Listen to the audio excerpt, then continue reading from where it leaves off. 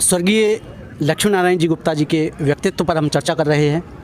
अभी हमने उनके जो सुपुत्र थे उनसे चर्चा की। अभी हमारे साथ हैं पूर्व सांसद और नन्ना जी के दामाद रामेश्वर निखरा जी।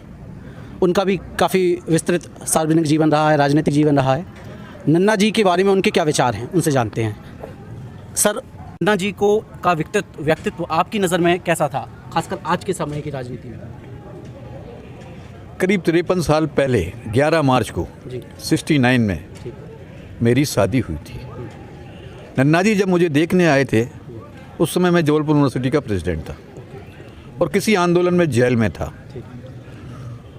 तो वहाँ जो भी समाज के प्रतिष्ठित लोग थे, दूसरे लोग थे नन्ना जी के साथ में, उनसे कहा आप कहाँ अपनी लड़की को ब्याह रहे हैं इनसे, ये दंदी फंदी आदमी रोज़ आंदोलन करता है, स्टूडेंट लीडर है, यूनिवर्सिटी प्रेसिडेंट है, 10 बार जेल जा चुका है, अब कहाँ इसके लिए वो कर रहे हैं। ये लड़के हैं तो लाइन लगा के उन्हें लड़कों को खड़ा कर दिया, क्योंकि उस समय मंत्री होना बहुत बड़ी बात थी। आज नहीं है वो इतनी बड़ी बात, जितनी बड़ी बात 1969 में थी, आज से 50-52 साल पहले। अच्छा, जब मुख्यमंत्री सुंदरलाल पटवा, हाँ सुंदरलाल पटवा थे। 7 अप्रैल को मेरे ऊपर लाठीचार्ज हो गया। उस समय वही हमारे डॉक्टर रमन थे, इनकी डेथ हो गई, स्टूडेंट लीडर थे, कटनी के थे, छात्र नेता, उन पर बड़ा भारी लाठीचार्ज हुआ था। उसकी गिरफ्तारी में मैंने तो उस समय भी जेल में थे। तो नन्ना जी फिर मतलब चूँकि नन्ना जी की पार्टी सरकार ख़त्म हो गई थी, 11 मार्च को ही ख़त्म हुई थी जिस दिन शादी थी मेरी।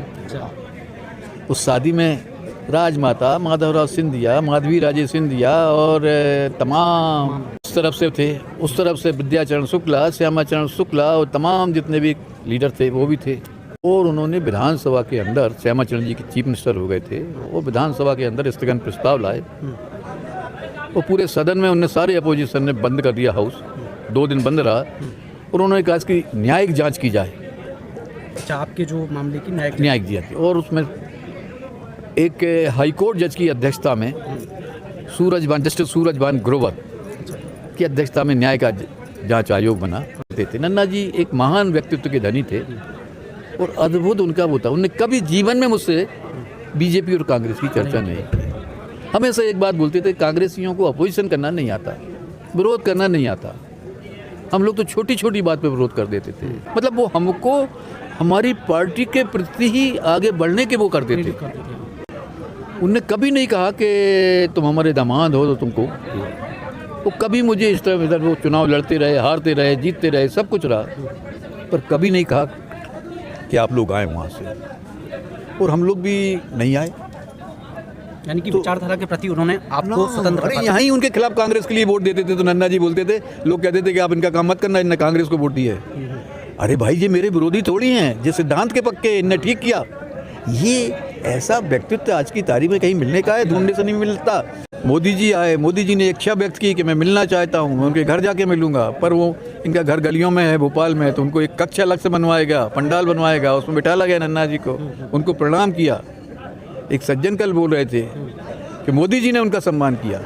मैं इसको उल्टा देखता हूँ कि मोदी जी सम्मानित हुए उनको सम्मान दे करके, जिसने हमेशा मानवता को सामने रखा, ना हिंदू ना मुसलमान, वो सही सनातन धर्मी थे। सनातन धर्म में कहा गया है वासुदेव कुटुंबकम, सारा संसार ही हमारा कुटुंब है। और हमारे जो पंडित जी खड़े हैं, जो कहते हैं हम बजरंग दल के हैं, हम विश्व हिंदू परिषद के हैं। सनातन धर्म कुछ बोल रहा है, पंडित जी कुछ और बोल रहे हैं। हम भी जो बोल रहे हैं पंडितों के कहने से बोल रहे हैं। पंडितों ने जो समझाया, संतों ने, महात्माओं ने, हमारे गुरुओं ने जो समझाया, सनातन धर्म की व्याख्या जो की है, हम उस आधार पर बोल रहे हैं। हम इनसे प्रभावित होकर नहीं बोल सकते। और मैं समझता हूँ कि नन्ना जी से ज़्यादा सनातन धर्म को कोई और नहीं समझता था। अपने धर्म पर सम्मान करना चाहिए, दूसरों से नफरत ना करो, ये हमारा सनातन धर्म बोलता है। ऐसे हमारे नन्ना जी को मैं सत नमन करता हूँ।